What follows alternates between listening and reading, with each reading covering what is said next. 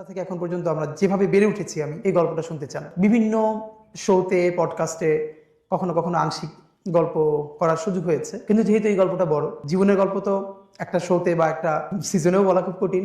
এরপরেও যেটুকু একান্ত বলা যায় সিগনিফিকেন্ট গল্পগুলো, সময়গুলো, আমাদের বেড়ে ওঠার গল্প, এটা আপনাদের সাথে শেয়ার করতে চাই।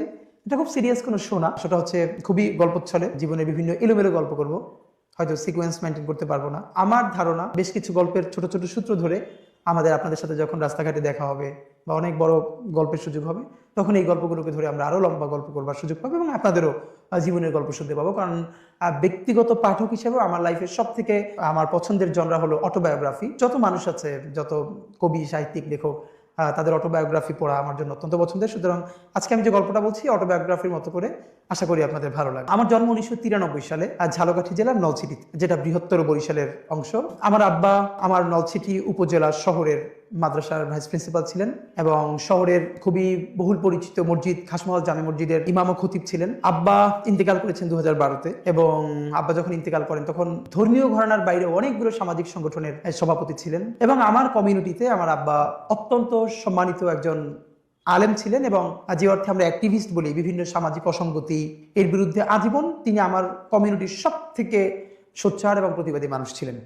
তার নাম শরীফ মাওলানা আব্দুল হাদি। আমার উপজেলাতে যে কেউ তাকে হাদি হুজুর নামে চিনবেন আশা করি ইনশাল্লাহ। আমার মা বেঁচে আছেন, তার জন্য দোয়া চাই। আমার মা একজন হাউসওয়াইফ। মায়ের গল্প অন্য একদিন কোনোদিন বলবো, যে মা যেহেতু এখনো আছেন। আব্বার গল্প বেশি বলি এই জন্য, বিভিন্ন জায়গায় যে আব্বা নাই তো, যে যখন থাকে না তার অনুপস্থিতি বেশি টের পাওয়া যায়। এই জন্য হয়তো দেখবেন আমি কখনো সুযোগ পেলে আব্বার গল্প এই জন্য বলি যে এছাড়া আমার ব্যক্তিগত জীবনে আব্বার ইম্প্যাক্ট ভীষণ ভীষণ প্রভাব আমার জীবনে, আমাদের ভাই বোনদের জীবনে। আমরা 6 ভাই বোন, আমি সবার ছোট।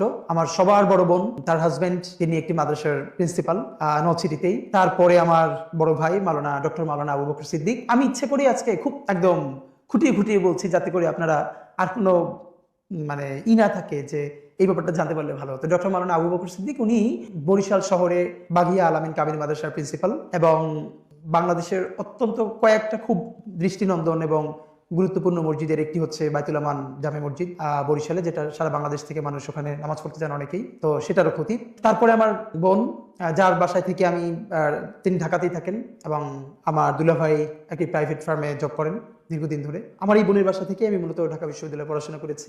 তারপরে আমার আরেকজন বোন, তিনি শিক্ষক, নলছিটিতেই থাকেন। তারপরে আমার আরেক ভাই, তিনি হচ্ছেন ইন্টারন্যাশনাল মেডিকেল ট্যুরিজম করেন, ঢাকাতেই থাকেন। এবং সর্বশেষে আমি। গল্পচ্ছলে এই জন্য বলা যে আলহামদুলিল্লাহ আমার পরিবারের যদি এক কথায় বলি, আমার পরিবারের মানে আমরা 6 ভাই বোন, আমার আব্বা আম্মা, এর বাইরে আমার নানার কথা যদি বলি, তিনি পুরো বরিশালের একজন বিখ্যাত আলেমী দ্বীন ছিলেন। দেওবন্দ থেকে উনি পড়াশোনা শেষ করে বরিশালের একটি বড় মাদ্রাসা মুহাদ্দিস ছিলেন। দক্ষিণবঙ্গে ওনার হাজার হাজার স্টুডেন্ট আছে এবং উনি খুবই সম্ভ্রান্ত একজন আলেম ছিলেন বরিশাল শহরের। আমার নানার দিকের মানে মায়ের দিকের যত আত্মীয় স্বজন, আমার বাবার দিকের, আমার দাদা বাড়ির যত আত্মীয় স্বজন, মানে আমাদের পরিবারটা পুরো একটা শিক্ষক পরিবার। এই জন্য বলা যে আমার মানে আমরা 6 ভাই বোন, আমার আব্বা, তারপরে আমার দুলাভাইয়েরা, এরা তো ম্যাক্সিমামই টিচারের বাইরেও আমার চাচা, ফুপা, এদের প্রায় সবাই শিক্ষক। আবার আমার নানা বাড়িরও আমার খালুরা, আমার মামারা, এরাও প্রায় সবাই শিক্ষক। সেই হিসেবে একদম মানে আমাদের পুরো জার্নিটাই একটা শিক্ষক পরিবারের সাথে, শিক্ষক পরিবারে বেড়ে ওঠা। পড়াশোনার ক্ষেত্রে একটু যেটা বলা যায়, আমি জীবনে যদি খুব ব্লেসড, আল্লাহ তাআলার ভীষণ রহমত প্রাপ্ত একজন আমি মনে করি। এই জন্য কারণ আল্লাহ অনেককেই ভালো পরিবার দেয়, ভালো শিক্ষা প্রতিষ্ঠান হয় না। আবার ভালো পরিবার এবং শিক্ষা প্রতিষ্ঠান হয়, অনেকের জীবনে খুব ভালো বন্ধু হয় না। আমি সম্ভবত আল্লাহর সেই সব রহমত প্রাপ্ত বান্দাদের একজন, যার প্যারালালি আমি জীবনের শ্রেষ্ঠ 3টা জিনিস পেয়েছি। প্রথমত আমার পরিবার। এই জন্য বলা যে মানে শুধু পরিবার না, যে আমার আজকের যে গ্রুমিং, আজকের যে বেড়ে ওঠা, এর বুনিয়াদটা পরিবারে। শুধু পরিবারে না, চর্চাটা ভীষণভাবে। এরপরে আমার শিক্ষা প্রতিষ্ঠান, যেটা নিয়ে একটু পরে লম্বা গল্প করব। এর সাথে আমি যাদের কথা আজকে বলতে চাই, আমার বন্ধুরা। সেই ছোটবেলা থেকে আজ পর্যন্ত আমি এত ভালো বন্ধু জীবনে পেয়েছি, যারা এখন অনেকে সারা বাংলাদেশের অনেকে ইউনিভার্সিটির টিচার, ডাক্তার, ইঞ্জিনিয়ার, বিভিন্ন জায়গায় অনেকে চাকরি বাকরি করছেন, যে যার জায়গায় খুব বেশি দেশের জন্য কন্ট্রিবিউট করছেন। তো আমার বন্ধুরা, এবং ছোটবেলা থেকে আজ পর্যন্ত যারা আমাকে ভীষণ ভীষণ ভীষণ ভালোবাসে, সাপোর্ট করে। তো যেটা আমার জীবনের সব থেকে বড় আনন্দের, আমরা বিশেষ করে ভাই বোন, আমরা 6 ভাই বোনের মধ্যে 4 ভাই বোনই হোস্টেলে থেকে পড়াশোনা করেছি। আমারটা একটু পরে বলছি। আমার বড় ভাই, তিনি একই সাথে মাদ্রাসা থেকে কামিল পাস করে বোর্ড স্টান করেছেন প্রতিবারে। তারপরে কুষ্টিয়া ইসলামী বিশ্ববিদ্যালয় থেকেও আবার পড়াশোনা শেষ করেছেন এবং ওখান থেকে পিএইচডি শেষ করেছেন এবং তিনি অনার্স মাস্টার্সে ফার্স্ট ক্লাস ফার্স্ট হয়ে রাষ্ট্রপতির কাছ থেকে স্বর্ণপদক প্রাপ্ত হয়েছেন। আমার মেজু ভাই তিনিও জগন্নাথ বিশ্ববিদ্যালয় থেকে তার ডিপার্টমেন্টে ফার্স্ট ক্লাস ফার্স্ট হয়েছেন এবং ডিনস অ্যাওয়ার্ড পেয়েছেন। আমার ছোট আপু, যে আমার ইমিডিয়েট বড়, সেও আলিম মানে ইন্টার পরীক্ষায় বাংলাদেশের সম্মিলিত মেধা তালিকায় মাদ্রাসা শিক্ষা বোর্ডে মেয়েদের মধ্যে প্রথম স্থান অধিকার করেছিল। আর আমার পড়াশোনাটা হচ্ছে এগুলো এই জন্য বলা যে আমাদের এই জার্নিটা, আমরা ভাই বোন, আমাদের পড়াশোনা আমাদেরকে এভাবে গ্রো করতে সাহায্য করেছে। এই জন্য একদম ঘরের গল্প আপনাদের সাথে করছি, যাতে লম্বা সময় নিয়ে কেউ চাইলে শুনতে পারেন। আমি ক্লাস 1 to 3 আমি আমার নলছিটিতে আব্বার মাদ্রাসায় পড়েছি।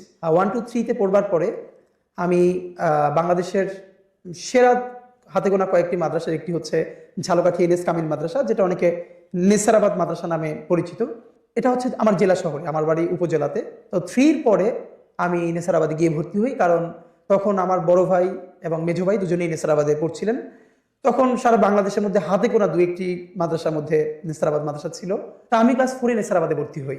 তো তার আগে 1 to 3 ছোট কিছু যে গল্প বলে যাওয়া দরকার। আব্বার মাদ্রাসায় পড়েছি, বাসা থেকে, যেহেতু আমাদের বাসা নলছিটি শহরেই ছিল, একদম মাদ্রাসা থেকে কাছে।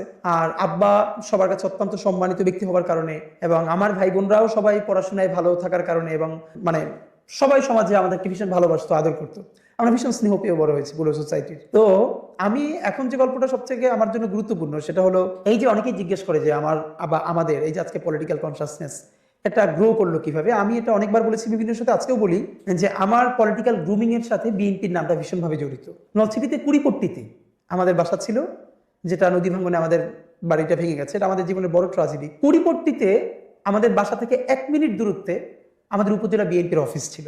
এবং আমার খুব মনে আছে যে আমার সাথে বন্ধুরা যখন দিনে খেলাধুলা করতে যেত, অফকোর্স আমিও খেলতে যেতাম, কিন্তু দেখা গেছে অন্য গল্প বা আড্ডার সময় আমি কম, যে আমি বিএনপি অফিসে গিয়ে বসে থাকতাম। বড় ভাইয়েরা, ছাত্রদলের বড় ভাইয়েরা গল্প করতেন, বিভিন্ন পলিটিক্যাল গল্প করতেন, আমি পাশে বসে সেই গল্প শুনতাম। সুবিধা ছিল যেহেতু আব্বাকে সবাই খুব সম্মান করতো, আমাদের পরিবারের একটা আমাদের প্রতি সবার ভালোবাসা ছিল। তা আমি গেলে সবাই পার্টি অফিসে আদর করতো, বসতে দিত। তো আজকে আমার খুব মনে পড়তেছে যে আমি তো প্রচুর চা খাই। এই কথাটা মানে এখন বলতেছি এই জন্য যে আমার সাথে যারা থাকে আপনি জানেন যে প্রচুর চা খাই। তো সেদিনকে কিছুদিন আগে শাহবাগে সকালে গেছি একটা কাজে, দেখি 7 বা 6 একটা মেয়ে ওই স্কুলে যাবে, দাঁড়িয়ে আছে ওখানে গার্ডিয়ানের সাথে। তো মনে হয় সম্ভবত বাস আসতে দেরি করতেছে, স্কুল বাস। ও ওখান থেকে চা কিনে চা খাচ্ছে। আমার দেখে এত শান্তি লাগছে, আমি ওরে গিয়ে বললাম তুমি আর 1 কাপ চা খাবা, আমি কিনে দিই, আমার খুব দেখতে ভালো লাগতেছে। এর কারণ আমি সম্ভবত মানে আমার লাইফের গল্প বললে চা খাওয়ার গল্প না বললে আসলে কমপ্লিট হবে না। আমি যখন 2 বা 3 পড়ি তখন আমার মনে আছে আমাদের এলাকায় 2 ধরনের চা মানে বলতো যে সিঙ্গেল চা, ডাবল চা। সিঙ্গেল চা 1 টাকা, মানে হাফ কাপ বা একটু বেশি, আর ডাবল চা 2 টাকা। তো সেই বলে আমি কাউরি দেখিনি আমার বয়সের যে দোকানে গিয়ে চা খেত। আমি দোকানে যেতাম, ডাবল চা নিতাম এবং পিরিচির উপরে চা ঢেলে পায়ের উপরে পা তুলে তারপরে খেতাম ক্লাস 2 তে 3 তে। বড়রা আমার দিকে তাকাই দেখতে, কিন্তু আমার ভীষণ ভালো লাগতো যে আমি দোকানে চা খেতে যাচ্ছি। তো সেই যে চা খাওয়া শুরু, তারপর থেকে তো মানে এখন পর্যন্ত চায়ের উপরে আছি। যেই গল্পটা বলা দরকার সেটা হলো যখন 2-3 তে পড়ি বিএনপির অফিসে, তখন বিএনপি বিরোধী দল, সম্ভবত 2000 সন এরকম চলে, 1999-2000 এরকম। তখন মানে দেশে যে রাজনীতির পরিবেশটা ছিল, এটা আমি এখন খুব আঁচ করতে পারি এই জন্য, যেহেতু আমার একটা মফস্বল শহরে বেড়ে ওঠা। তখন যখন হরতাল হতো, বিএনপি যখন বিরোধী দল হিসেবে হরতাল ডাকতো, আপনারা আমার ধারণা যখন সেই সময়টা বড় হয়েছেন, মানে আমি যখন আমার শৈশবের কথা বলছি, তখন আপনারা যারা আরো বড়, তখন নিশ্চয়ই এই গল্পগুলো রিলেট করতে পারবেন। আমি তখন মনে আছে যে হরতাল ডাকলে 2টো কাজ হতো।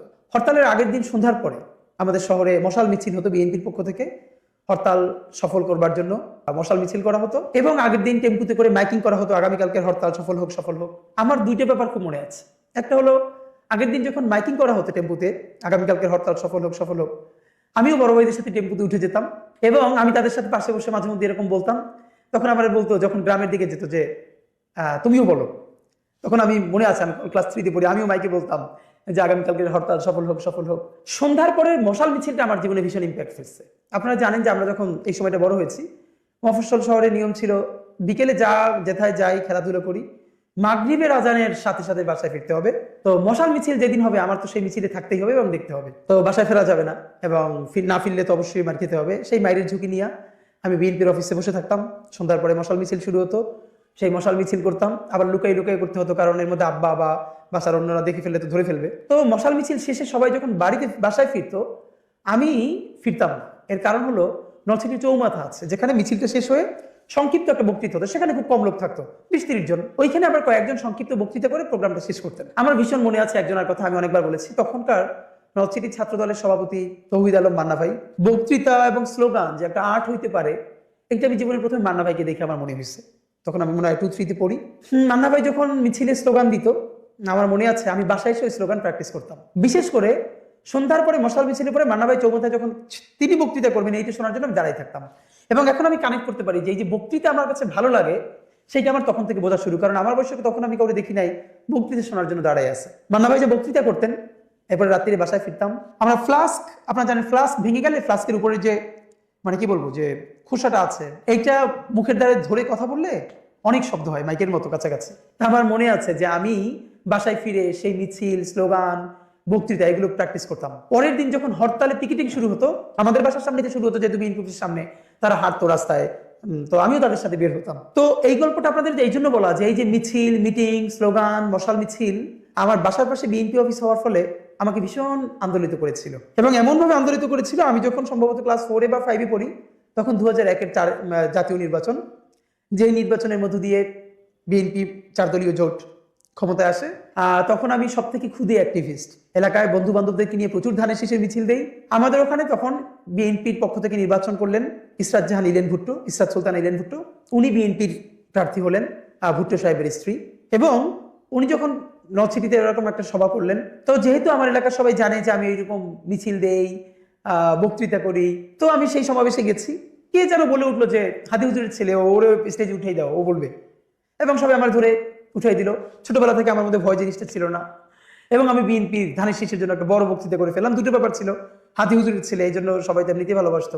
তো আমার মনে আছে যে ইলেন ভুট্টো খুশি হয়ে আমাকে, টাকার পরিমাণ মনে নাই, কিন্তু একটা ভালো অঙ্কের টাকা গিফট দিচ্ছিলেন স্টেজে বসে, এবং সেটা নিয়ে বন্ধু বান্ধবদেরকে নিয়ে আবার মিছিল করে করে বাসায় ফিরে আসছি। তো এই মিছিল, মিটিংটা, স্লোগান ছোটবেলা থেকে আমাদের জানিয়েছে। আমার উপজেলায় যারা আমাকে চেনে তারা সবাই এই গল্পগুলো জানে, আমাকে রিলেট করতে পারবেন নিশ্চয়ই। এরপর আমি তো নেসারাবাদে ভর্তি হয়ে গেলাম, তখন সম্ভবত 2000 বা 2001 সাল, ক্লাস যখন 4-এ পড়ি। আমি নেসারাবাদে ভর্তি হওয়াটা আমার জীবনের সব থেকে এরপরে টার্নিং পয়েন্ট। সেই গল্পটা আপনাদের সাথে করতে হবে অনেক কারণে। বাংলাদেশ মাদ্রাসা শিক্ষা ব্যবস্থা, মাদ্রাসা সম্বন্ধে আমাদের ধারণা, এবং আমার যে কালচারাল লড়াই এর সূচনা, এই গল্পটা শুনলে আপনারা নিশ্চয়ই কিছু একটা রিলেট করতে পারবেন। আমার জীবনের সব থেকে এরপরে টার্নিং পয়েন্ট। সেই গল্পটা আপনাদের সাথে করতে হবে অনেক কারণে। বাংলাদেশ মাদ্রাসা শিক্ষা ব্যবস্থা, মাদ্রাসা সম্বন্ধে আমাদের ধারণা, এবং আমার যে কালচারাল লড়াই এর সূচনা, এই গল্পটা শুনলে আপনারা নিশ্চয়ই কিছু একটা রিলেট করতে পারবেন। আমি আপনাদেরকে নেসারাবাদের গল্প বলবো, যখন আমি ক্লাস 4-এ ভর্তি হলাম। ঝালকাঠি এনএস কামিল মাদ্রাসা বা নেসারাবাদ মাদ্রাসার সেই গ্লোরি আজকে নাই, এখনটার সময় নাই। আমাদের সময় মাদ্রাসার গোল্ডেন এইজটা ছিল। আমি যখন ভর্তি হয়েছি তখন সেখানে 5000 স্টুডেন্ট, মানে অলমোস্ট সবাই, 4000-এর বেশি শিক্ষার্থী আবাসিকে থেকে পড়তো। সারা বাংলাদেশের সব থেকে স্কিল টিচারদেরকে সেখানে একত্র করা হয়েছিল। আমাদের বাংলাদেশের মাদ্রাসা বলতে যা, আপনি এইখানকার গল্প শুনলে আপনি সেটা রিলেটই করতে পারবেন না, যদিও exception cannot be an example. এটাই সারা বাংলাদেশের সমস্ত মাদ্রাসার গল্প না। আমার ভীষণ মনে পড়ে যে এই মাদ্রাসার, মানে আমরা যারা একসাথে পড়েছি, ঢাকা মেডিকেল থেকে শুরু করে সলিমুল্লাহ মেডিকেল, বুয়েট, ঢাকা ইউনিভার্সিটি, বাংলাদেশে এমন কোনো ইউনিভার্সিটি নাই যেখানে এই মাদ্রাসা থেকে আমাদের বন্ধুরা, ছোট ভাই, বড় ভাইয়েরা সারা দেশের বিভিন্ন ইউনিভার্সিটিতে, মেডিকেল কলেজে, ইঞ্জিনিয়ারিং ইউনিভার্সিটিতে পড়েন নাই শুধু না, অনেকে এখানে ফ্যাকাল্টি হয়েছেন বিভিন্ন ইউনিভার্সিটির। যখন আমি নেসারাবাদে ভর্তি হই, এর আগে তো থেকে আমি নর্থ সিটিতে যখন থাকি, তখন ফাঁকে বলতে ভুলে গেছি কিভাবে যেন আমাদের উপজেলা শহরটা তখন থেকে দেখতাম যে বেশ কালচারালি অ্যাক্টিভ ছিল। আজকে আমার মনে, আমার এলাকারও কেউ মনে আছে কিনা, কিন্তু আমার মনে পড়তেছে আমাদের উপজেলায় দুটো লোকাল ব্যান্ড ছিল, একটা হলো লোকালয় আর একটা হলো তেপান্তর। মানে আমাদের এলাকার ভাইয়েরা ড্রাম টাম বাজাতেন, গান টান গাইতেন। তো ওনারা মাঝে মধ্যে চৌমাথায়, মার্চেন্ট স্কুলের মাঠে, এখানে সেখানে ছোট ছোট কনসার্ট করতো এলাকার ভাই বন্ধুরা মিলে, এবং আমি লুকাই লুকাই সেটা দেখতে চাইতাম, কারণ আব্বার ছেলে হিসেবে কনসার্ট দেখতে যাইতেছি, এটা তো খুবই বিপজ্জনক। তো আবার যে বন্ধুরা তারা একটু আড়াল করে রাখতো আমারে, আমি লুকাই লুকাই দেখতে চাইতাম। কেন যেন ছোটবেলা, আজকে গল্প চলে মনে পড়ে যে এই যে ব্যান্ডে যে ড্রাম বাজায়, আমার ছোটবেলা মনে হইতো কি আমি বড় হইলে ড্রাম বাজাবো। মানে এই যে এখন তো ড্রাম ছোট হয়ে গেছে, বড় সেট ড্রামের এরকম করে বাজাচ্ছে, আমার কাছে ভীষণ ভালো লাগতো। এবং এত ভালো লাগতো বাসায় এসে মুড়ি রাখার যে বড় বড় বইয়াম আছে, এইরকম 3-4টা রেখে স্টিক নিয়ে ইচ্ছে মতো বাজাইতাম, এরকম করতাম। এইটা কেন বলা যে নর্থ সিটিতে তখন আমি মিলাদুন্নবী থেকে শুরু করে বিভিন্ন সাংস্কৃতিক অনুষ্ঠান ক্লাস 2-3 থেকেই নাম দিতাম। উপস্থিত বক্তৃতা, কবিতা, এগুলোতে নাম দিতাম। মফস্বল শহরে পুরস্কার পেতাম, 3 পর্যন্তই পেতাম। তো নেসারাবাদে যখন আসি, নেসারাবাদ আমাকে সুযোগ তৈরি করে দিল বিরাট একটা সাংস্কৃতিক চর্চার। একই তো এখানে পড়াশোনাটা ছিল বাংলাদেশের সেরা পড়াশোনা, মাদ্রাসার ডিসিপ্লিন একদম, মানে আমরা মানে অসাধারণ, মানে ভীষণ discipline, almost army training, punctuality যাকে বলে, এই ট্রেনিংগুলো এখানে ছিল। এর সাথে পড়াশোনাটা ছিল অসাধারণ, মানে দেশের সেরা শিক্ষকরা ওখানে পড়াতেন। কিন্তু পড়াশোনা, ডিসিপ্লিন অন্যান্য আরো অনেক প্রতিষ্ঠানেও হয়তো ছিল, কিন্তু এইখানে যেটা শখীয় একটা ব্যাপার ছিল এখানকার সাংস্কৃতিক বোঝাপড়া। বাংলাদেশে আর কোনো মাদ্রাসা তখন ছিল কিনা জানি না, আমাদের মাদ্রাসার যে বার্ষিক বিচিত্র অনুষ্ঠান হতো, রবীন্দ্রসঙ্গীত, নজরুল সঙ্গীত, ভাওয়াইয়া, ভাটিয়ালি, লোকগীতি, জারি থেকে শুরু করে একক অভিনয়, এমন কোনো পালা পর্ব নাই যেটার উপরে প্রতিযোগিতা হতো না। এবং বক্তৃতা, কবিতা এগুলো তো আছে। আমাদের যে বার্ষিক বিচিত্র অনুষ্ঠানটা ওখানে হতো অনেক বড় করে। সেখানে একই মঞ্চে প্রথমে আরবি নাটিকা, তারপর ইংলিশ নাটিকা, এরপরে বাংলা নাটক মঞ্চস্থ হতো। এমনকি আমার সর্বশেষ মনে পড়ে রবীন্দ্রনাথের মুকুট নাটকটা মঞ্চস্থ হয়েছিল।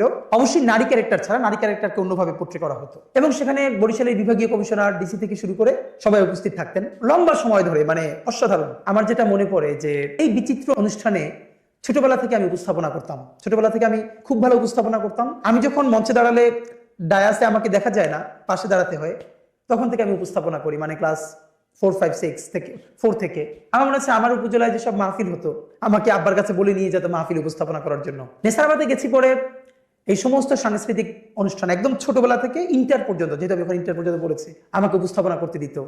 সবাই ভীষণ ভালোবাসতো, আদর করতো। এবং আমি যখন খুব ছোট, মানে তখন মাইক হাতে নিয়ে মঞ্চে এক পাশে দাঁড়িয়ে উপস্থাপনা করতাম, ডায়াসে আমাকে দেখা যেত না। আমার মনে আছে যে আমাদের যে বার্ষিক অনুষ্ঠানটা হতো, আমি সাধারণত উপস্থিত বক্তৃতা, বিষয়ভিত্তিক বক্তৃতা, বাংলা, ইংরেজি, আরবি, কবিতা আবৃত্তি, একক অভিনয়, রচনা, কুইজ, এগুলোতে নাম দিতাম। আমার বড় ভাই, যিনি আমার অনেক বড়, তিনি ভীষণ ভালো গাইতেন। তিনি বক্তৃতা থেকে শুরু করে এগুলো তো ভীষণ ভালো করতেনই, এর সাথে নজরুল সঙ্গীত, রবীন্দ্রসঙ্গীত, নাতে রাসুল, হামদ, নাথ, এগুলো ভীষণ ভালো করতেন, অনেক পুরস্কার পেতেন। আমার মেজো ভাই, তিনি ভালো বক্তৃতা করতেন। আমার মনে আছে একবার এমন হয়েছে যে বার্ষিক বিচিত্র অনুষ্ঠানে যখন পুরস্কার দেওয়া হচ্ছে, আমি ক শাখায়, মানে ক্লাস 5-এ পড়ি, আমার মেজো ভাই খ শাখায়, আমার বড় ভাই গ শাখায়। মানে পুরস্কারে শুধু নাম ঘোষণা করছে, মানে ক শাখায় প্রথম আমি বক্তৃতায়, খ শাখায় আমার মেজো ভাই, গ শাখায় আমার বড় ভাই, মানে সিরিয়াল দিয়ে শুধু আমরা 3 ভাই যাচ্ছি। তো প্রিন্সিপাল হুজুর থেকে শুরু করে সবাই, মানে এটা একটা কেমন ব্যাপার। আজকে আমি খুবই অনার্ড ফিল করি যে এমন একটা সময়ের মধ্যে দিয়ে আমরা বড় হয়েছি। নেসারাবাদে মাহফিল হতো বছরে একবার, লক্ষর উপরে মানুষ হতো, লক্ষাধিক মানুষ হতো। 2 দিন ব্যাপী মাহফিল। আল্লামা সাইদি সাহেব থেকে শুরু করে বাংলাদেশের প্রতিটি যশ আলেমরা সেই মাহফিলে যেতেন। আমি যেরকম বিচিত্র অনুষ্ঠানে উপস্থাপনা করতাম, একই সাথে মাহফিলের সময়ও আমাকে দিয়ে আমার শিক্ষকরা উপস্থাপনা করাতেন। আমার ভীষণ, মানে আমি অবাক হই যে আমি সম্ভবত সেই সব ছাত্রদের একজন যারা শিক্ষকদের এত ভালোবাসা জীবনে পেয়েছে, এত ভালোবাসা। মানে হাজারো গল্পের মধ্যে আমি নিশ্চয়ই 2 জন শিক্ষকের নাম এখন বলবো, 3 জন শিক্ষকের নাম। একজন হচ্ছে পিরোজপুরি হুজুর, যিনি এখন শিক্ষা ক্যাডারে কর্মরত আছেন, একজন বিন্নাপাড়ার স্যার, আর একজন শরীয়তপুরি হুজুর। এদের গল্পটা আমি শুধু নামটা বলে রাখলাম। আমার একটা গোল আছে, ওই গোলটা কোনোদিন পরিপূর্ণ হলে আমি তাদের কথা বলবো যে কেন আমি তাদের নাম বললাম। আমি খুবই এলোমেলো গল্প বলছি। ধরেন আপনারা আমার সাথে বসে আছেন, আমি গল্পবাজ মানুষ, আমার ভাই বোনদের খুব মনোযোগ দিয়ে গল্প শোনে, তো আমি আপনাদের সাথে গল্পই করছি যে এলোমেলো ভাবে। নেসারাবাদে আমরা জীবনের শ্রেষ্ঠ সময়টা কাটিয়েছি। এই যে আজকে ধরেন আমাদের যতটুকু রাজনৈতিক সচেতনতা, নির্বাচন তো আরো অনেক ছোট ব্যাপার। নর্থ সিটিতে থাকতে যে বুনিয়াদটা আমি, মানে প্রথম সংস্পর্শে আসলাম বিএনপি পার্টি অফিস, নির্বাচন, এগুলো দেখে দেখে। দুটো ব্যাপার বলে রাখা দরকার যে আমাদের বাসায় ভীষণভাবে, মানে আমরা সব ভাই বোন, আমরা প্রচন্ড এখনো গল্পবাজ। আমরা যদি ভাই বোন একত্র হই, আমাদের রাত কেটে যায় গল্প করতে করতে। আমাদের বাসায় ভীষণ গল্প হতো ভাই বোন সবাই মিলে, এবং রাজনৈতিক গল্প হতো ভীষণ। এটা আমাদেরকে ভীষণ কাজে লেগেছে তখন। আব্বা আমাদের সাথে রাজনীতি নিয়ে গল্প করতেন, আমরা ভাই বোন সবাই। এবং পরিবারের ব্যাপারে সব থেকে আমার একটা যেটা ভালো লাগা, যে আমরা ভাই বোন ঘন্টার পরে ঘন্টা, যখন আমরা হোস্টেল থেকে বাড়ি ফিরতাম, একসাথে গল্প করতাম। কিন্তু সেই গল্পগুলো এত প্রাণবন্ত ছিল। আমার বড় ভাইয়ের পিএইচডি থিসিস কদ্দূর গেছে, মেজো ভাইয়ের পড়াশোনায় কি অবস্থা, ছোট আপুর হোস্টেল কেমন চলে, এই আমি সর্বশেষ কোন প্রতিযোগিতায় অংশ নিলাম, সামনে কোন প্রতিযোগিতা আছে, অথবা আগামীকাল আমার একটা প্রতিযোগিতা আছে, বক্তৃতা বাসায় প্র্যাকটিস করছি, কবিতাটা পড়ে শোনাচ্ছি, আমার আরেক ভাই, বড় ভাই ঠিক করে দিচ্ছেন, ছোট আপু শুনছেন। এই পুরো চর্চাটা বাসায় ভীষণভাবে ছিল। কিন্তু যেটা হয়েছে, নেসারাবাদ এমন বড় একটা পরিসর তৈরি করে দিল, যেটা বিকশিত হতে ভীষণ সাহায্য করলো। নেসারাবাদে সর্বপ্রথম গিয়ে দেখি সেখানে ছাত্র সংসদ নির্বাচন হয় বিরাট আয়োজনে, 5,000 স্টুডেন্ট, ভিপি, প্রভিপি, জিএস, এজিএস এগুলো, এবং প্রতি ক্লাসে আবার ইউনিট বলতে এগুলোকে, এক একটা ক্লাস এক একটা ইউনিট।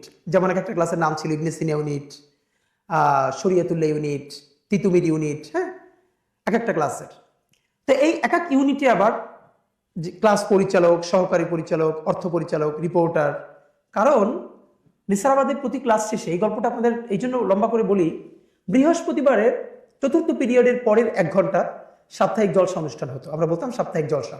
এই অনুষ্ঠানে কিরাত, হামদ, নাত, এরপরে নজরুল সঙ্গীত, রবীন্দ্রসঙ্গীত, লোকসঙ্গীত যত আছে, অথবা নাটিকা, একক অভিনয়, এগুলো হতো। এবং এই অনুষ্ঠান পরিচালনা করার জন্য কারা কিভাবে করবে, ছাত্র সংসদ নির্বাচনের সময় ক্লাসের ইউনিট নির্বাচন হতো। একদম ক্লাসের যে প্রধান ক্লাস পরিচালক, তারপরে সহকারী পরিচালক, এরপরে প্রতি ক্লাস থেকে 5 টাকা 10 টাকা করে সবাই ছাত্র সংসদে কন্ট্রিবিউট করতো, সেটা তোলার জন্য একজন অর্থ পরিচালক। তারপরে অনুষ্ঠান কেমন হচ্ছে, কার তেলাওয়াত কেমন হলো, সঙ্গীত কেমন হলো, বক্তৃতা কেমন হলো, সেটা আবার তাকে পড়ে শোনানোর জন্য রিপোর্টার ছিল, একজন রিপোর্ট করতো। এবং পুরো অনুষ্ঠানে একজন সভাপতিত্ব করতে নির্দিষ্ট শিক্ষক। তো আমি সম্ভবত ক্লাস 4-এ সর্বপ্রথম, এটা বলে রাখা ভালো যে 1, 2, 3 আমি আমার ক্লাসে ক্যাপ্টেন নির্বাচিত হতাম যখন নলছিটিতে পড়ি। এবং তখনও ডিরেক্ট ভোটে, খাতায় কলমে যে ভোট হতো, সেই ভোটে ক্যাপ্টেন নির্বাচন হতো। এবং যে আবার ক্যাপ্টেন নির্বাচিত হবে সে ক্লাসে সবাইকে খাওয়াবে 1, 2, 3 এর সময়, এটা তো করতাম। একটু ফাঁকে বলে রাখা ভালো, আব্বার কাছ থেকে, আমার আব্বার মধ্যে, মানে আমি আব্বার গল্প শুরু করলে 1 ঘন্টাও শেষ হবে না। মানে আমাদের জীবনে আজকে আপনি আমাকে যতটুকুন সাহসী মনে করেন, বা স্পষ্টবাদিতা বা প্রতিবাদ মুখর, এর সমস্ত গুণ অলমোস্ট আব্বার থেকে পাওয়া। এবং আমরা ভাই বোন মোটামুটি সবাই আব্বার কাছ থেকে কম বেশি ইনফ্লুয়েসড হয়েছি। আব্বা আমার কমিউনিটির মধ্যে সব থেকে অন্যায়ের বিরুদ্ধে সোচ্চার, প্রতিবাদী, যাকে আমরা জজবাওয়ালা মানুষ বলতাম। আমাদের পুরো কমিউনিটিতে তাকে জজবাওয়ালা মানুষ, প্রতিবাদী মানুষ হিসেবে জানতেন, শুধু ধর্মীয় ইস্যুতে না, সমস্ত সামাজিক ইস্যুতে। এবং আব্বার মিছিল, আব্বার স্লোগান, স্পষ্টবাদিতা, এগুলো এত বেশি আমাদেরকে আলোড়িত করেছে যে আমরা এখনো বাহির থেকে যেতে পারিনি। তো এই জন্য আমাদের ভাই বোন সবার মধ্যে অলমোস্ট এই লিডারশিপ স্কিলটা আমরা পরিবার থেকে পেয়েছি, চর্চাটা ছিল। এবং আমরা ভাই বোন সবাই মোটামুটি কাছাকাছি। আমি একটু আব্বার এই জায়গাটা হয়তো বেশি পেয়েছি, কিন্তু মোটামুটি সব ভাই বোন আমরা কাছাকাছি চরিত্রের, আব্বার এই জিনিসটা আমরা পেয়েছি। তো নিসারাবাদে ক্লাস 4-এ সর্বপ্রথম ছাত্র সংসদ নির্বাচনের সময় আমি ক্লাস পরিচালক, ইউনিটের পরিচালক নির্বাচিত হই ডিরেক্ট ভোটে। প্রত্যেকটা মানে প্রতি মাসে ছাত্র সংসদে সকল ক্লাস, মানে যে ইউনিট ক্লাসগুলো, তাদেরকে নিয়ে ভিপি, প্রভিপি, জিএস এর বার্ষিক সভা হতো। সেখানে যেই ক্লাস সব থেকে ভালো পারফর্ম করতো, মানে হলো যেই ক্লাস বেশি চাঁদা তুলতে পেরেছে ছাত্র সংসদের জন্য, তাদের জন্য একটা পুরস্কার। তারপরে যাদের সাপ্তাহিক জলসা অনুষ্ঠানটা সব থেকে ভালো হয়, তাদের জন্য একটা পুরস্কার। আমার মনে আছে, আমি মনে হয় একমাত্র যে 4 থেকে শুরু করে সব থেকে বেশিবার শ্রেষ্ঠ পরিচালক নির্বাচিত হতাম ছাত্র সংসদে। ঠিক মতো আমাদের ক্লাস থেকে টাকা তোলা, মানে ছাত্র সংসদ পরিচালনার জন্য চাঁদাটা তুলে দেয়া, অনুষ্ঠান করা। তো এই অনুষ্ঠানের পরে যেটা সব থেকে ইউনিক ব্যাপার ছিল, আমাদের এই জলসা অনুষ্ঠানের গল্প করছিলাম বৃহস্পতিবার। অনুষ্ঠানের পরে সব ক্লাস থেকে একটা মিছিল বের হতো। আপনার আমাদের ক্যাম্পাসটা অনেক বড় ক্যাম্পাস, আপনারা গেলে দেখবেন ঝালকাঠিতে। ক্লাস শেষে একটা মিছিল বের হতো, নির্দিষ্ট ভালো ভালো স্লোগান ছিল। এবং এই মিছিলটাও আবার মনিটর করা হতো, কাদের মিছিল সুন্দর হচ্ছে। পুরো বছর জুড়ে মাদ্রাসা থেকে শ্রেষ্ঠ ক্লাস একটা পুরস্কার দেওয়া হতো। এর মধ্যে কি কি থাকতো, কোন ক্লাসের স্টুডেন্টরা শতভাগ ইউনিফর্ম মেনটেন করে আসতো, তারপরে কাদের জলসা অনুষ্ঠানটা বেশি ভালো হতো, কাদের মিছিলটা ভালো হতো। আমি যখন ক্লাস পরিচালক ছিলাম, যেহেতু ছোটবেলা থেকে, আমার খুব মনে আছে, যেমন কোন দিন টিচাররা ক্লাস অবজার্ভ করতে আসবেন আমরা তো জানতাম না, হুট করে আসবেন, এসে দেখতে 100 স্টুডেন্টের মধ্যে একজনের টুপিটা, আমাদের সব ছিল সাদা, সাদা জামা, পাজামা, টুপি, সাদা কেটস, হয়তো একজনের রঙিন টুপি, তো মার্কস কাটা যাবে। এইটা যাতে কোনোদিন না হয়, অনেকগুলো সাদা টুপি কিনে এক্সট্রা রাখতাম ক্লাসে, সাদা কেটস কিনে 10-12 জোড়া আমাদের যে বড় প্ল্যাটফর্ম ছিল ক্লাসের নিচে রাখতাম, যাতে কেউ যদি কোনোদিন অন্য জুতো পরে আসে, অন্য টুপি পরে আসে, তো যদি যখনই শুনি যে এরকম টিচাররা চলে আসতেছে, তাড়াতাড়ি যেন তাকে চেঞ্জ করে দেওয়া যায়, এইরকম করতাম। এবং আমার মনে আছে আমরা যে বছর আমি যে ক্লাসে উঠতাম, ওই বছর ওইটা শ্রেষ্ঠ পুরস্কার পাইতো, শ্রেষ্ঠ ক্লাস। মানে এটা আমাদের জীবনের সেরা গল্প, এটা আমার। এবং আমি আপনাদেরকে একটু বলে রাখি, সারা বাংলাদেশে এমন কোনো জেলা নাই ইন্টার পর্যন্ত, বিশ্ববিদ্যালয় তো বাদ, যে যেখানে আমার বন্ধু ছিল না, বিকজ আমি যেহেতু যেখানে পড়েছি 5,000 স্টুডেন্ট ছিল। তো আমার 10 বছর আগে 10 বছর পরে, এটা আলহামদুলিল্লাহ গর্ব করে বলছি না, আল্লাহ শুকুর, আমার থেকে বেশি সেলিব্রেটেড কোনো স্টুডেন্ট নেসারাবাদে ছিল না। মানে আমার 10 বছরের সিনিয়ররা আমার এক নামে চিনতেন, আমার অনেক জুনিয়ররা আমাকে চিনতেন, শুধু না পুরো গ্রামবাসী, যেহেতু ওখানে মানুষ পর্দা করতেন, খালাম্মারা, আন্টিরা। আমি যেহেতু সমস্ত মাহফিল এবং অনুষ্ঠান উপস্থাপনা করতাম, তো আমার কণ্ঠটা সবাই চিনতেন, এটা ওসমানের কণ্ঠ। সেই যখন ছাত্র সংসদ প্রতি মাসে হতো, রিপোর্ট পেশ করতাম, আমি যখন, আমার মনে আছে, আমি আমার ক্লাসের রিপোর্ট নিয়ে দাঁড়াতাম, সবাই খুব মনোযোগ দিয়ে শুনতো যে আমাদের রিপোর্ট কি পড়ছি, শ্রেষ্ঠ পরিচালক নির্বাচিত হতাম। তো এইটার মধ্যে যে গল্পটা মনে পড়ে, যে আমাদের মিছিল, আমি যেহেতু ছোটবেলা থেকে ভালো স্লোগান দিতাম, আমরা 3 ভাই, আব্বার কাছ থেকে পাওয়া, এবং আমার গলা, মানে আব্বার গলা আমরা কেউ পাইনি, আব্বার গলা এত ভারী এবং দারাজ কণ্ঠ। আমরা যখন মিছিল দিতাম, আমার ক্লাসের মনে আছে যে আমাদের টিচার যে লাউঞ্জ ছিল মাদ্রাসায়, সব টিচাররা বসতেন, তারা বের হয়ে বারান্দায় এসে দাঁড়াতেন আমাদের মিছিলটা দেখার জন্য। আমি সবসময় মিছিলের উল্টো দিক ঘুরে স্লোগান দিতাম, মানে এত ভালো করে দিতাম যে টিচাররা আমাদের মিছিলটা দেখার জন্য দাঁড়াতো। একটা গল্প মনে খুব পড়ছে, তখন ক্লাস 6-এ পড়ি। 7-এর সাথে আমাদের খুব আড্ডাআড্ডি লড়াই। ক্লাস 7-এর সাথে এই জন্য লড়াই যে দেখা যেত যে পুরো মাদ্রাসায় 5,000 স্টুডেন্টের মধ্যে যে কয়েকজন ভালো পারফর্মার, পুরো প্রতিষ্ঠান সবাইকে চেনে, তার অধিকাংশ আমাদের ক্লাসের। আমি নিজে, আমার বন্ধু মাহমুদ, মিসবা, শফিক, এরকম অনেকজন, মানে পুরো মাদ্রাসা সেলিব্রিটির অন্তত অর্ধেকের বেশি আমরা এক ক্লাসে। এটা ভীষণ একটা মজার ব্যাপার ছিল। তো আমরা একদিন, মানে যে জলসার পরের যে মিছিল, আমরা মিছিল নিয়ে যাচ্ছি। তো আমাদের ক্লাসে একটু বয়সে যারা বড়, ওরা ওই দিন ছিল না, যাদের গায়ে একটু শক্তি বেশি। ক্লাস 7-এ যাদের একটু গায়ে শক্তি বেশি, ওরা সবাই ছিল। আমরা মিছিল ক্রস করছি, এমন সময় মানে ওরা আমাদের মিছিলের মধ্যে ঢুকে যায়, এবং কেউ একজন মানে কলমের ক্যাপ খুলে আমার মাথার মধ্যে এভাবে মেরে দেয় পিছন থেকে। আপনারা অনেকেই জানেন যে মাথায় প্রথমে মারলে অনেক সময় টের পাওয়া যায় না। আমি তো খুবই ছিলাম যে মিছিল ভেঙে গেছে, এরপরে হুটহাট করে মারামারি হয়ে গেল।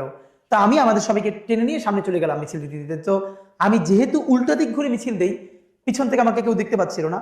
হঠাৎ একজন অন্য দিক থেকে দৌড়ে এসে আমার পিঠে হাত দিল, এবং দেখা গেল পুরো মাথা থেকে রক্ত পড়ে পিঠ ভিজে গেছে, লাল হয়ে গেছে। সেরকম হাত দিয়ে আমার সামনে আনার পরে দেখলাম, মানে এরকম কলম মারার পরে পিছন থেকে রক্ত, একদম পিঠ লাল হয়ে গেছে, সাদা জামা। এরপর তো মানে একদম যা হওয়ার, সবাই প্রিন্সিপাল হুজুরের কাছে চলে গেছে, এটি করলো। তারপরে ক্লাস 7 আমার পুরো ট্রিটমেন্টের খরচ দিল, সব মিলে টিলে। মানে এটা বলা যে আমাদের কি জার্নিটা ছিল। আর মাঝে মধ্যে ওরা আমাদের ক্লাসের সামনে ফুলের টপ ভেঙে ফেলতো, যাতে আমরা ফার্স্ট না হই। আমরা আবার কান্নাকাটি করে বিচার টিচার দিতাম, কিন্তু আমাদেরকে আটকাইতে পারতো না, বিকজ ওদের কাছে শক্তি বেশি ছিল। কিন্তু পারফরমেন্সের দিক থেকে আমাদের ক্লাসের পারফরমেন্স অনেক বেশি ছিল। এরকম করে করে করে করে 9-10 পর্যন্ত দাখিল পরীক্ষা দিয়ে ফেললাম। মানে অসাধারণ। আমি নিসারাবাদের গল্প বলতে শুরু করলে, ফাঁকে একটা অসাধারণ গল্প আপনাদেরকে বলি নাই, মনে পড়ছে কেবল। ক্লাস যখন 8-এ পড়ি, তখন মনে হলো একটা পত্রিকা বের করবো, মাসিক পত্রিকা। মাথায় ঘুরপাক খেলো, পুরো ক্যাম্পাস জুড়ে লিখে লিখে। এর আগে আমরা প্রচুর দেয়ালিকা বের করতাম, অনেক সুন্দর করে দেয়ালিকা বের করতাম, সেই দেয়ালিকার মনোক উন্মোচন করতাম। আর আমি ছোটবেলা থেকে যেহেতু পুরো মাদ্রাসায় পরিচিত, প্রিন্সিপাল হুজুর থেকে শুরু করে ডিসি, এসপি বা বিভাগীয় কমিশনাররাও আমাকে চিনতেন প্রোগ্রামের কারণে। তো একটা পত্রিকা বের করবো, উদ্যোগ নিলাম, লেখা সংগ্রহ করলাম, এবং এইটি বসে প্রথম একটা মাসিক পত্রিকা প্রিন্টেড, মনে আছে, নবজাগরণ, আমি সম্পাদক হলাম এবং বের করলাম। 3টা সংখ্যা বেরও করতে পেরেছিলাম, একটা সংখ্যা মনে এখন আমার কাছে আছে, যে 3টে সংখ্যা এবং প্রিন্টেড, নবজাগরণ নামে। এখানে কবিতা, গল্প এসব থাকতো। তো দাখিল পর্যন্ত আমাদের একটা জার্নি। এরকম তো সারা জীবন, মানে অসাধারণ লাইফ আমরা লিড করলাম নেসারাবাদে। এর সাথে সেরা পড়াশোনাটা নেসারাবাদে আমি প্রথম দেখলাম যে আসরের পরে আমাদের কোনোদিন ইংলিশ বিভাগ, কোনোদিন আরবি বিভাগের মাঠে বসে প্রোগ্রাম হতো। আরবি বিভাগের প্রোগ্রামের শেষে রাস্তায় আরবিতে মিছিল হতো, ইংরেজির দিন ইংরেজিতে মিছিল হতো, মানে এরকম অবস্থা ছিল। দ্বিতীয় গল্প হলো, নেসারাবাদে ভর্তি হওয়ার পরে আপনার বাংলাদেশে তখন প্রচুর সাংস্কৃতিক চর্চা হতো। সংস্কৃতি মন্ত্রণালয়ের অধীনে জাতীয় শিক্ষা সপ্তাহ অনুষ্ঠান হতো বছরে একবার, অনেক বিরাট করে, একদম উপজেলা, জেলা, বিভাগ, তারপরে জাতীয় পর্যায়ে। ধর্ম মন্ত্রণালয়ের অধীনে ইসলামিক ফাউন্ডেশনের তরফ থেকে বছরে কয়েকটা প্রোগ্রাম হতো, শিক্ষা মন্ত্রণালয়ের পক্ষ থেকে হতো। তো যেহেতু আমি ঝালকাঠি সদর, আমাদের মাদ্রাসা থেকে প্রচুর স্টুডেন্টরা এই ইভেন্টগুলোতে, ঝালকাঠিতে অংশগ্রহণ করতো। যেমন মানে সবগুলোতে, আমি এবং আমার বন্ধুরা, আমি সবসময় অংশগ্রহণ করতাম। উপস্থিত বক্তৃতা, আবৃত্তি, তারপরে রচনা প্রতিযোগিতা, বিতর্ক প্রতিযোগিতা, এগুলোতে আমাদের অন্য বন্ধুরা নজরুল সঙ্গীত, রবীন্দ্রসঙ্গীত, অন্যান্য যেগুলো আছে কিরাত, হামনাত, এগুলো অংশগ্রহণ করতো। ঝালকাঠি সদরে আমরা যখন যেতাম, স্বাভাবিকভাবেই এখানে আমাদের সাথে প্রতিদ্বন্দ্বিতা করতো ঝালকাঠি সরকারি যে হরচন্দ্র বালিকা বিদ্যালয়, এরপরে গভর্নমেন্ট স্কুল, মানে সব প্রতিষ্ঠান থেকে ঝালকাঠি সদরে আসতো। এইখানে যে প্রথম হতো প্রত্যেক শাখা থেকে, সে আবার জেলা পর্যায়ে। তো জেলা পর্যায়ে আবার যখন হতো, তখনও আরো বাকি উপজেলা থেকে সবাই আসতো। তারপর জেলা পর্যায়ে যারা ফার্স্ট হতো তারা বরিশাল বিভাগে আসতো, বিভাগীয় পর্যায়ে যারা ফার্স্ট হতো তারা জাতীয় পর্যায়ে ঢাকায় আসতো। আমি আমার জীবনে এরকম উপজেলা, তারপরে জেলা, তারপরে বিভাগ এবং জাতীয় পর্যায়ে অনেকবার আলহামদুলিল্লাহ বক্তৃতায়, উপস্থিত বক্তৃতা, কবিতা, বিতর্ক, রচনা প্রতিযোগিতা, এগুলোতে আমি জাতীয় পর্যায়ে পর্যন্ত এসেছি এবং প্রথম স্থান অধিকার করেছি বক্তৃতায়, কবিতায়, বিতর্কে। আমি সর্বপ্রথম সম্ভবত জাতীয় পর্যায়ে প্রথম বক্তৃতায় প্রথম তখন ক্লাস 8-এ পড়ি, মনে আছে। এটা পুরস্কারটা নিয়েছিলাম আগারগাঁওয়ে, যে এলজিআরডি মন্ত্রণালয় আছে, তাদের একটা বিরাট অডিটোরিয়াম আছে, ওখানে বসে সম্ভবত। এরপর অনেকবার এসেছি।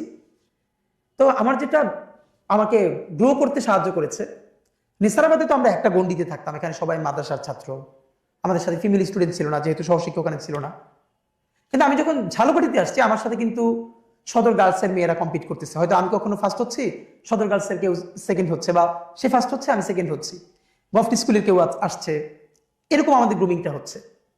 সেখান থেকে তো আমার মনে হচ্ছে যে ঝালকাঠি জেলা পর্যায়ে যতগুলো পুরস্কার থাকতো, 3/2 পুরস্কার আমাদের মাদ্রাসা থেকে নিয়ে যেতাম। মানে আমি অনেকগুলো নিতাম, আমাদের সাথে বন্ধুরা সঙ্গীতে নিত, আরো এরকম করে দেখা যেত যে 3/2 পুরস্কার আমরা একটা প্রতিষ্ঠান থেকে নিয়ে চলে যেতাম জেলা পর্যায়ে। যখন বিভাগীয় পর্যায়ে আসতাম, তখনও প্রচুর পুরস্কার আমাদের প্রতিষ্ঠান থেকে থাকতো।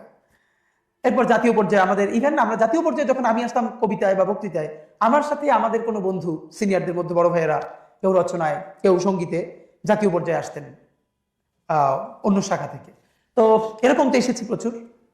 এবং আমার আজকে মনে আছে যে আমরা যখন উপজেলা পর্যায়ের প্রোগ্রামে যেতাম, আমাদেরকে সরকারি তরফে 20 টাকা দেওয়া হতো ভাড়া, আর জেলা পর্যায়ের প্রোগ্রামে 80 টাকা আমার মনে আছে। এরপর বাড়ছে, বিভাগীয় পর্যায়ে সম্ভবত 200 টাকা, মানে যাতায়াত খরচ পুরস্কার ছাড়া, এই ছাড়া। আর জাতীয় পর্যায়ে যখন আসি তখন মনে হয় সর্বপ্রথম 800 টাকা করে ভাড়া দেওয়া হতো। যাই হোক, তো একে নেসারাবাদের এই জিনিসগুলো, তারপরে প্রচুর, মানে আমি নেসারাবাদ থেকে দেখা গেছে জাতীয় এরকম বিতর্ক প্রতিযোগিতা, কবিতা, এই সেই, সারাদিন জেলা, বিভাগ। তো আমি যেটা হয়েছে, আমি মাদ্রাসার বাহিরে এই প্রচুর প্রতিযোগিতা অংশগ্রহণ করবার ফলে জাতীয় অনেক মানুষের সাথে আমার পরিচয় ঘটে। বিশেষ করে যারা বিচারক ছিলেন, কোনো ম্যাডাম আবৃত্তির বিচারক ছিলেন বা বক্তৃতার বিচারক ছিলেন, প্রোগ্রামের শেষে তিনি আমাকে ডেকে বলতেন যে আমার নাম্বার নাও, আমার সাথে যোগাযোগ করো। আমার মনে আছে বিভাগীয় পর্যায়ে একবার ফার্স্ট হওয়ার পর আমার ছোট আপু আমার সাথে গেছে, তা আমাকে না পেয়ে, যিনি একজন বিচারক ছিলেন, তিনি আমার বোনকে পেয়ে বলেছিলেন যে ওকে খুব ভালো গ্রুমিং করতে হবে, ও ইনশাল্লাহ বড় হলে ভালো করবে। তো এরকম বিচারকরাও পরে ডেকে আদর করতেন, আবার তাদের কাছে গিয়ে শিখতাম। এই জার্নিটা তো ছিলই, সাংস্কৃতিক জার্নিটা। তার সাথে খুব ভালো পড়াশোনাটা নেসারাবাদের ছিল, কখনো ফার্স্ট, সেকেন্ড, ফোর্থ, ফিফথ, ভালো শিক্ষার্থীদের মধ্যে ছিলাম। আমার তরফে কোনো সময় ফার্স্ট হওয়া লাগবে এই তাড়নাটা ছিল না, আমার আব্বারও ছিল না, যদিও আমার অন্য ভাইয়েরা বোনেরা সবসময় ফার্স্ট ছিলেন। আমিও কখনো ফার্স্ট হয়ে গেছি, সেকেন্ড হয়েছি, প্রথম 5-এর মধ্যে সবসময় থাকতাম ঘুরে ফিরে। কিন্তু আমার আজকে ওর নাম বলতেছি না, খুব যেমন এমন একবার হয়েছিল যে আমি টেস্টে যখন ফার্স্ট হই, দেখি এসএসসিতে আমার সাথে যে বন্ধু ছিল ফার্স্ট ও সেকেন্ড হয়ে গেল। মানে ওর আব্বা ওর সাথে এত রাগ করলো, লিটারালি মানে ও আমার সাথে কথা বলা বন্ধ করে দিল। আমার আব্বার তরফে, এই গল্প আরো পরে বলবো যদি সুযোগ হয়।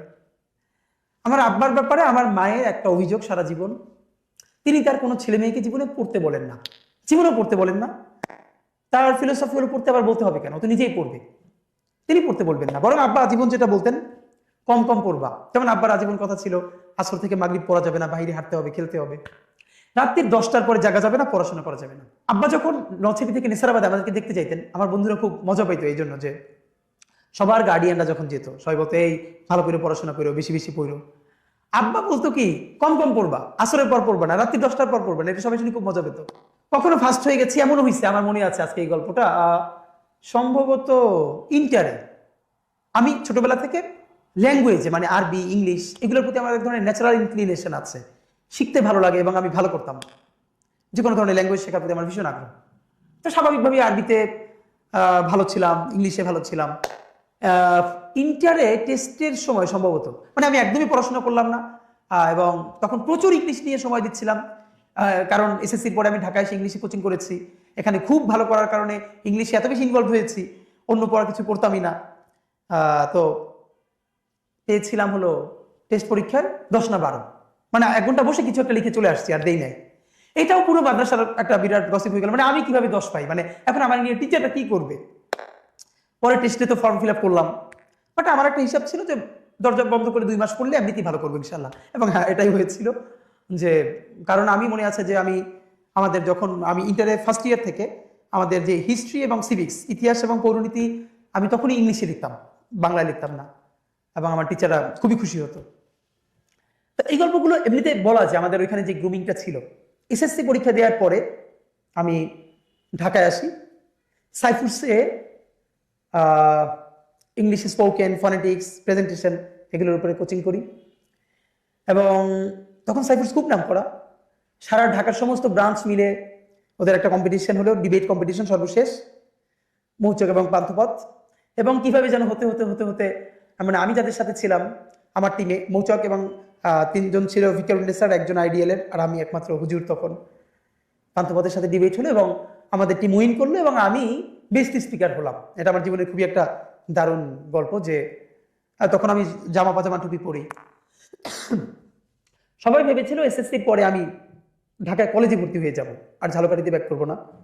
আমাদের যিনি ফনেটিক্সের ক্লাস নিতেন, তিনি ঢাকা বিশ্ববিদ্যালয়ের ইংলিশের শিক্ষক ছিলেন, আলিফ স্যার, মনে আছে।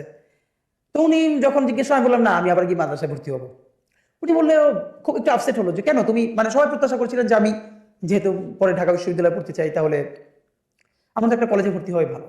কিন্তু আমার মনে আছে আমি উত্তর দিয়েছিলাম যে আমার বন্ধুরা যারা এখন এখানে ফিকারুন্নেসার আছে, অথবা নটরডেমে ভর্তি হবে, হলি ক্রসে ভর্তি হবে, যারা একসাথে কোচিং করেছে, ওরা সবাই ভালো ইংলিশ জানে, বাংলা জানে, কিন্তু আরবি তো জানে না। আমার ভালো লাগার ব্যাপার হলো আমি তো ইংলিশটাও জানি ওদের মতো করে মোটামুটি, মাসাল্লাহ, বাংলাটাও জানি, কিন্তু আমি যে আরবিটা শিখছি, এটা যে আর একটা এফিসিয়েন্সি আমার মধ্যে আছে, এটা তো ওদের নাই, সুতরাং আমি এটা আরো গ্রো করতে চাই। এইটা শুনে উনি খুব খুশি হয়েছিলেন। আবার ব্যাক করলাম এসএসসির পরে, আলিমের এসারাবাদে আবার ভর্তি হলাম। আলিমটা আমি পড়াশোনা করি না, একদম একাডেমিক পড়াশোনা। আমি প্রচুর ইংলিশ ফনেটিক্স নিয়ে সময় দিলাম, সময় পেলে ঢাকায় চলে আসতাম, আমার সেই টিচারদের সাথে ক্লাস করতাম। এবং ইন্টার সেকেন্ড ইয়ারে লাকিলি ঝালকাঠিতে ঢাকা থেকে একটা প্রতিষ্ঠান গেল, স্যাঙ্গুইন ল্যাঙ্গুয়েজ ক্লাব, তারা স্পোকেন ফনেটিক্স শেখাবে এবং তারা টিচার নিবে। আমিও কৌতূহলবশত অ্যাপ্লাই করলাম, এবং মানে তখন ভালো ইংলিশ বলতাম, তারা আমাকে টিচার হিসেবে মানে নিয়ে নিল। আমি তখন ইন্টারে পড়ি, আমার মনে আছে। এবং সেখানে যারা ভর্তি হয়েছে পরে স্পোকেন ফনেটিক্সে, সবাই ইন্টারের চেয়ে, মানে কেউ বরিশাল বিএম কলেজে অনার্স পড়ে, মাস্টার্স পড়ে। তো সেখানে স্টুডেন্ট, আর আমি ইন্টারে পড়ি, কিন্তু আমি তখন তাদেরকে ট্রেন আপ করাচ্ছি। এটা আমার জীবনের একটা বিরাট গল্প। স্যাঙ্গুইন ল্যাঙ্গুয়েজ ক্লাব আমার জীবনের বিরাট অংশ, এটা ঝালকাঠিতে যারা আছেন তারা নিশ্চয়ই মনে করতে পারবেন। এবং আমি স্যাঙ্গুইনের সাথে সেই ইন্টার থেকে শুরু করে আমরা ঢাকা বিশ্ববিদ্যালয়ে যতদিন পড়েছি, ততদিন পর্যন্ত বছরে একবার গিয়ে স্যাঙ্গুইন ল্যাঙ্গুয়েজ ক্লাবে, বছরে একদিন 7 দিন আমি একবার গিয়ে 7 দিন সেখানকার টিচার্স ট্রেনিং করাতাম। এই সম্পর্কটা আমি ধরে রেখেছিলাম, কারণ ওটা আমার প্রফেশনাল জার্নি শুরু। আরেকটা মজার ব্যাপার হলো, আমার লাইফের প্রথম প্রফেশনালি, মানে আমার স্টুডেন্ট হলো আমার বন্ধুরা। যখন ইন্টারে পড়ি আমাদের 1 মাস ছুটি দিল রোজার মাসে, আমি যেহেতু আলহামদুলিল্লাহ ইংলিশে ভালো, আমার সব বন্ধুরা ধরে বললো 50 জন যে নেসারাবাদে, যে আমরা যেহেতু বাড়ি যাবো না, তুইও থাক, আমাদেরকে ইংলিশ পড়া, স্পোকেনটা পড়া। এবং আমরা সেটা শুরু করলাম। আমাদের মাদ্রাসার অনুমতি নিয়ে আমাকে একটা ক্লাসরুম দেওয়া হলো, আমার বন্ধুরা 50 জন ক্লাস করে, আমি ওদেরকে পড়াই, সারাদিন রাত্রি একসাথে দুষ্টমি করি এবং দিনে আবার ক্লাস করাই। তো 2-1 জন টিচার তো একটু বাঁকাভাবে নিলেন। এইটাকে চ্যালেঞ্জ আকারে নিয়ে লাইফে আসলে খুব খুব মনে প্রাণে চাইলে না আল্লাহ সহজ করে দেন। এটা প্রথম প্রমাণটা আমার লাইফে ঘটলো তখন রোজার মাস। আমার 2-3 জন টিচার তারা একটু এটা ভালোভাবে নিলেন না, বাকিরা সবাই ভীষণ সাপোর্ট করলেন। তা আমি এত চ্যালেঞ্জ আকারে নিলাম যে আমি এইখান থেকে একটা আউটপুট দেখাতে চাই যে আমরা কি করলাম। আগে দিনে ক্লাস করতাম 10টা থেকে 1টা, এরপরে বাড়ালাম বিকেলে 3টা থেকে আসর, এরপর ইফতার। শেষের সপ্তাহ শুরু করলাম যে তারাবির পরে রাত্রি 11টা থেকে ক্লাস শুরু করে অলমোস্ট 1টা-2টা পর্যন্ত। আমি তখন শারীরিকভাবে ভীষণ অসুস্থ, কিন্তু আপনি যখন ভীষণ মনে প্রাণে কিছু চাইবেন এবং করতে চাইবেন, আল্লাহ ওই শক্তি দিয়ে দেয়। আমার মনে আছে এই পুরো রোজার মাস আমি এত অসুস্থ সকালে ক্লাস করে, বিকেলে ক্লাস করে, রাত্রিরে ক্লাস করে, আমি একা, আমার বন্ধুরা আমার সাথে ক্লাস করে। বিকজ আমি চাচ্ছিলাম যাবার আগে একটা প্রোগ্রাম দিব এবং সেখানে আমি এই জিনিসগুলো পারফর্ম করাতে চাই আমার বন্ধুদেরকে দিয়ে, সব টিচারদেরকে দাওয়াত দিয়ে। এবং আলহামদুলিল্লাহ 25শে রমজান যখন শেষ করলাম, আমাদের অনেক টিচারদেরকে দাওয়াত দিলাম সমাপনী অনুষ্ঠানে। 8 থেকে 10 জন আমরা স্পিকার, যারা আমাদের বন্ধুরা ক্লাস করলো, তারা সেখানে ইংলিশে প্রেজেন্টেশন দিল। মানে গ্রেট। আমি আল্লাহর কাছে এত শুক্রিয়া যে আমাদের পুরো টিচাররা অবাক হয়ে গেছেন এটা দেখে। এবং আমার যে বন্ধুরা 8-10 জন সেখানে খুব ভালো, যাদেরকে আমি গ্রুমিং করার সুযোগ পেয়েছিলাম, তাদের অলমোস্ট সবাই একই সাথে আমরা ঢাকা ইউনিভার্সিটিতে ভর্তি হয়ে গেছি। এবং আমার এই বন্ধুরা এখন আমাকে স্বাভাবিকভাবে বন্ধুরা তুমি করে ডাকার কথা, কিন্তু তারা আমাকে আপনি করে ডাকে। এটা অনেকেই জিজ্ঞেস করে এটা কেমন কথা। এই কারণ ওই যে আমি যখন ক্লাস নিতাম, তো ওদের একটা ব্যাপার যে যেহেতু আমি ক্লাস নিছি লম্বা সময়, তোরা আমাকে আপনি ডেকে আনন্দ পায়। তো এরকমই আমরা বন্ধুরা। তো এই গল্পটা এই জন্য বললাম যে আমার সাংস্কৃতিক যাত্রাটা একটা ধরা, আমার সেই ছাত্র সংসদ নির্বাচন, বিএনপির মিছিল, এইটা একটা জার্নি। এরপরে আমি আমার বন্ধুদেরকে পড়ানো, তারপরে ঝালকাঠি স্যাঙ্গুইন ল্যাঙ্গুয়েজ ক্লাবে ক্লাস নিতে শুরু করা, টিচার হিসেবে আলহামদুলিল্লাহ খুব নাম করে ফেলা। এই সব জার্নিগুলো আমাকে আমি হতে সাহায্য করেছে। এর সাথে আমার পরিবার। নেসারাবাদ থেকে এবার বের হয়ে যাবে, যে গল্পটা বলা দরকার, ইন্টারে পড়ি যখন, সম্ভবত 2007-08 গল্প। ঢাকা বিশ্ব 111 চলে, তখন ইমার্জেন্সি চলে দেশে, সমস্ত মিছিল মিটিং দেশে নিষিদ্ধ। ঢাকা বিশ্ববিদ্যালয়ে হঠাৎ করে একটা নিয়ম করলো, মাদ্রাসা শিক্ষার্থীরা 5টা ডিপার্টমেন্টে ঢাকা বিশ্ববিদ্যালয়ে ভর্তি হতে পারবে না। সম্ভবত এর মধ্যে law, English, women and gender studies, journalism, এরকম কয়েকটা ডিপার্টমেন্টে মাদ্রাসা শিক্ষার্থীরা ভর্তি হতে পারবে না। তখন আমি ইন্টার ফার্স্ট ইয়ারে পড়ি। আমার যেহেতু প্ল্যান, ফাঁকে এটাও বলা দরকার যে আব্বার ইচ্ছা ছিল আমাকে মিশরে আল আজহারে পড়ানো, যেহেতু আমার বড় ভাই অনেক বড় আলেম, বাংলাদেশের নাম করা, আমার পরিবার আলেম পরিবার। আমার ইচ্ছা ছিল একটা সময়, কিন্তু আমি ঢাকায় যখন কোচিং করতে আসি, কোচিং করবার পরে আমার চিন্তাটা বদলায় যে না, আমি ঢাকা বিশ্ববিদ্যালয়ে পড়বো। তো তখন ঝালকাঠিতে এমনিতে আমাদের মাদ্রাসা ভীষণ কড়াকড়ি, ভীষণ অনিয়ম, সামান্য হলেই নামটাম কাটা আর কি। তাই আমার একটা সুযোগ ছিল, যেহেতু আমাকে সবাই ভীষণ ভালোবাসতো, চিনতো। আমার বড় ভাই ওখানে টিচার, আমার যিনি বড় ভাই ওখানেরই টিচার, খুবই নাম করা, যিনি এখন অন্য জায়গার প্রিন্সিপাল। এবং আমার আব্বা আবার আমার আব্বাকে ওই মাদ্রাসায় সবাই ভীষণ অনার করতো, আব্বার এই ভিন্ন স্বতন্ত্র বোধের জন্য। চিন্তা করলাম যে একটা প্রতিবাদ করব, স্মারকলিপি দিব ডিসি অফিসে। কিন্তু তখন তো মিছিল মিটিং সব নিষিদ্ধ। আমাদের মাদ্রাসা থেকে ঝালকাঠি শহর 2-3 কিলোমিটার দূরে, প্রায় অন্তত 3 কিলোমিটারের মতো, 2 কিলোমিটার তো হবেই, এটা শহরের পাশে। ডিসি অফিসে স্মারকলিপি দিব, প্রতিবাদ জানাবো, যেহেতু আমরাও ঢাকা বিশ্ববিদ্যালয়ে ভর্তি হতে চাই, তাহলে তো ডিপার্টমেন্টগুলো বন্ধ হয়ে যাবে। কিন্তু ওখানে যে কোনো ধরনের প্রতিষ্ঠানের বাইরে এরকম মিছিল মিটিং অনুমতি ছাড়া খুবই নিষিদ্ধ।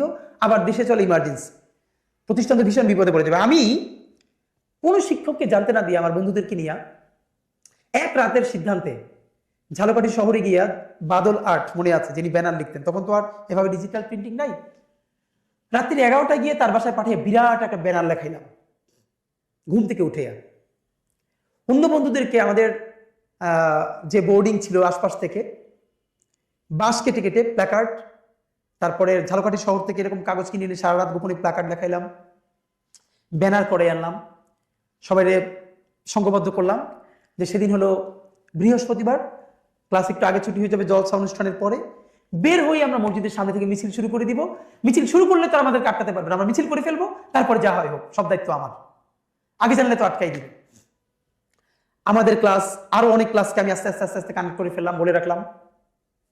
এবং আমি যেটা করলাম, আমার বেশ কিছু, আমি যেহেতু জাতীয় পর্যায়ে অনেক অনুষ্ঠানে আসতাম, এই কারণে অনেক বড় ভাইদের সাথে পরিচিত হয়ে গিয়েছিলাম। তা আমি ঝালকাঠিতে বসে ঢাকায় ফোন করে, আমার মনে আছে দিগন্ত টেলিভিশনের এক ভাই, তাকে বললাম যে আমরা ঝালকাঠিতে এরকম একটা প্রোগ্রাম করব, প্লিজ আপনারা কাভারেজের ব্যবস্থা করেন। তো ওনারা ওইটা জেনে, যেহেতু ইমার্জেন্সির মধ্যে প্রোগ্রাম, ওনাদের আগ্রহ ছিল। আমার মনে আছে আমাদের মাদ্রাসায় দিগন্ত টিভির ক্যামেরা চলে গেছে, এবার আরো বেশ অনেক সাংবাদিক চলে গেছে। হঠাৎ করে আমাদের টিচাররা ক্যামেরা, এই সেই, সাংবাদিক দেখে তো অবাক যে কি ব্যাপার, এত বড় ক্যাম্পাস।